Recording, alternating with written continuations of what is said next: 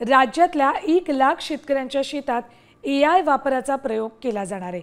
ऊस शेतीमध्ये AIचा वापर करण्यासाठी VSI सोबत करार करण्यात आलाय। यासाठी शेतकऱ्यांना प्रति हेक्टरी 25,000 रुपयांचं अनुदान दिलं जाईल। यासाठी 500 कोटी वर्षभरात खर्च करणार असल्याचं उपमुख्यमंत्री अजित पवार यांनी जाहीर केले। वसंतदादा शुगर इन्स्टिट्यूटमध्ये कृत्रिम बुद्धिमत्तेचा वापर या विषयावर झालेल्या चर्चासत्रात ते बोलत होते।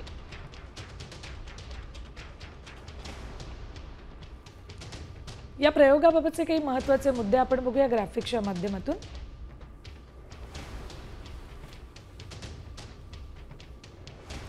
1,00,000 शेतकऱ्यांच्या शेतात AIचा प्रयोग केला जाणार आहे। ऊसाच्या शेतीमध्ये AIचा वापर केला जाईल। यासाठी VSI सोबत करार करण्यात आलाय। या अंतर्गत 10,000 शेतकऱ्यांना VSI आणि राज्य सरकारकडून 90,000चं अनुदान दिलं जाईल। तर उर्वरित शेतकऱ्यांना प्रति हेक्टरी 9,250 रुपयांचं अनुदान दिलं जाईल। तर 500 कोटी वर्षभरात या प्रयोगावर खर्च केले जातील अशी माहिती उपमुख्यमंत्री अजित पवार यांनी दिली।